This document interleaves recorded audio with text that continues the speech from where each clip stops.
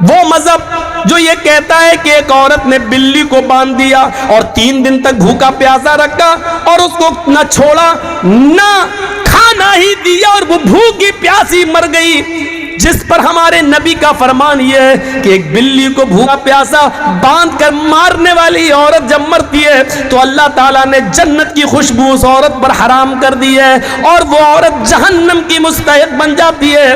ایک بلی پر ظلم کرنے والی کو ہمارا اسلام جہنم کا حقدار بنا رہا ہے، مستحق بنا رہا ہے، اس کے اوپر جنت کی خوشبو کو حرام کر رہا ہے۔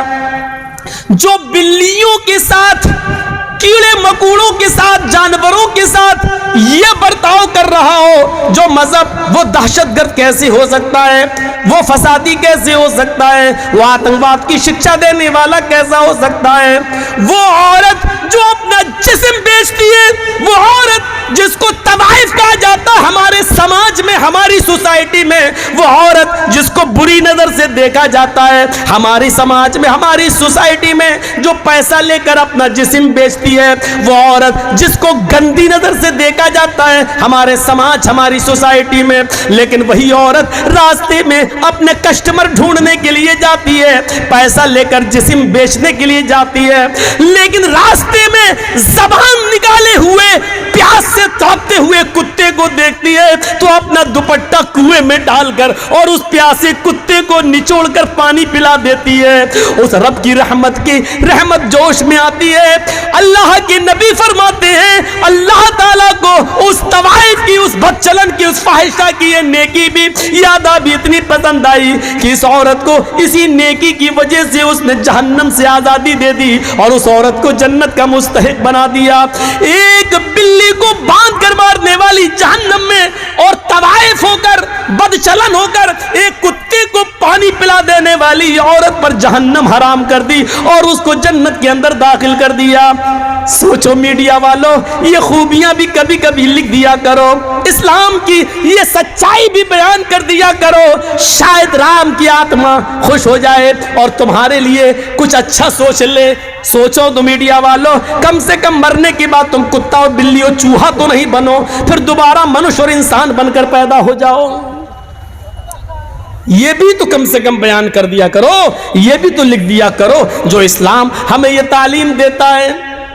ہاں اس ابو سعید خدری کے بارے میں سنو، اور ابو سعید خدری جو اللہ کے نبی کی لیٹرین قضاء حاجت کا لوٹا بندنا پکڑے ہوئے ہیں اور جنگل میں چلے جا رہے ہیں، اللہ کے نبی نے کہا لاؤ اب یہ لوٹا مجھے دے دو، اب یہ برتن مجھے دے دو اور تم یہیں بیٹھ جاؤ، میں جنگل میں جاتا ہوں اور لیٹرین سے قضاء حاجت سے فارغ ہو کر آتا ہوں۔ اللہ کے نبی برتن لے کر چلے گئے، اتنی دور نکل گئے کہ کسی کی نظروں کے سامنے نہ آئے اور 2 درختوں کی آڑ میں قضاء حاجت سے فراغت حاصل کرنے لگے۔ ادھر ابو سعید خدری جس پیڑ کے نیچے بیٹھے، اس پیڑ کے اوپر چڑیا کا ایک گھونسلہ ہے اور اس کے 2 چھوٹے چھوٹے بچے چینچی کر رہے ہیں۔ ابو سعید خدری اس پیڑ پر چڑھتے ہیں اور چڑیا کے وہ 2 چھوٹے چھوٹے بچے ان کو بہت خوبصورت لگتے ہیں، ان 2 چھوٹے چھوٹے بچوں کو لے لیتے ہیں اور اپنی مٹھی میں لے کر نیچے اتر جاتے ہیں۔ تھوڑی دیر کے بعد چڑیا آتی ہے، چڑیا گھونسلے میں دیکھتی ہے کہ میرے بچے نہیں ہیں لیکن بچے چینچی کر رہے ہیں۔ چڑیا کے کانوں میں پیڑ کے نیچے بیٹھے ہوئے ابو سعید خدری کے ہاتھوں میں بچے نظر آ جاتے ہیں۔ چڑیا اپنے منہ کا دانا پھینکتی ہے اور چینچی کرتے ہوئے نیچے آتی ہے اور وہ چڑیا ابو سعید خدری کے سر پہ اپنے پر مار رہی ہے، گویا کہ وہ اپنے بچوں کو لینا چاہتی ہے کہ اے ابو سعید میرے بچوں کو میرے حوالے کر دو، گویا کہ وہ اپنے پروں سے یہ کہہ رہی ہو۔ ادھر سے اللہ کے رسول لیٹرین سے فارغ ہو کے آ رہے ہیں، دیکھتے ہیں کہ چڑیا اپنا پر مار رہی ہے اور اپنے بچے لینا چاہتی ہے، اور ادھر ابو سعید خدری ان بچوں کو چھوڑنے کے لیے تیار نہیں ہے۔ یہ منظر دیکھ کر رحمت للعالمین کی آنکھوں میں آنسو آ جاتے ہیں اور کہتے ہیں ابو سعید اس چڑیا کی داستان تم نہیں سمجھ رہے ہو، یہ چڑیا تمہارے سر کے اوپر اڑ کر گردش کر رہی ہے، طواف کر رہی ہے، پر مار رہی ہے، یہ تم سے اپنے بچے مانگ رہی ہے۔ جس طرح ہمیں اپنے بچوں سے پیار ہوتا ہے، ہمیں اپنے بچوں سے محبت ہوتی ہے، ان پرندوں کو بھی اپنے بچوں سے محبت ہوتی ہے۔ ابو سعید تم ان کے بچے واپس کر دو. اس چڑیا کا ایک بچہ چھوڑتے ہیں. ابو سعید, چڑیا جھٹ سے اپنی چونچ سے اس بچے کو پکڑتی ہے اور اڑتی ہوئی گھونسلے میں رکھ دیتی ہے, اور پھر دوسرا بچہ لینے آتی ہے. ابو سعید نے دوسرا بچہ چھوڑا, اس چڑیا نے چونچ سے دبایا اور پھر دوسری اپنے بچے کو بھی اسی گھونسلے میں لے گئی.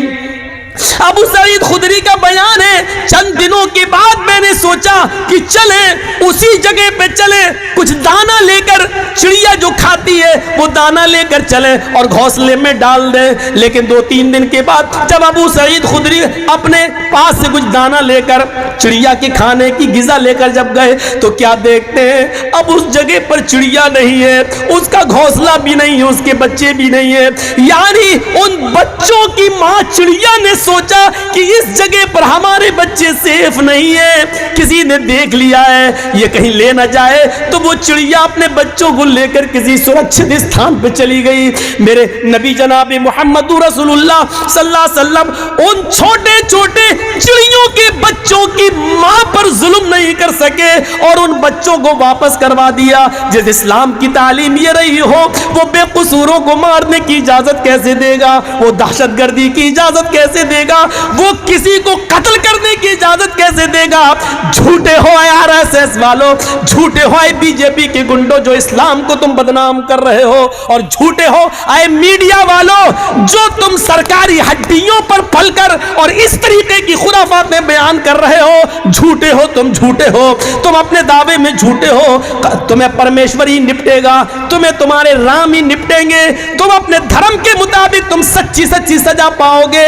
اگر تم سچے ہو تو منوشیہ بنو گے, اور جھوٹے ہو تو انتظار کرو کہ مرنے کے بعد کتا بلی چوہا بندر نہ بنا دیے جاؤ. یہ صورتحال ہماری. ہم اپنے معاشرے پہ نظر ڈالیں.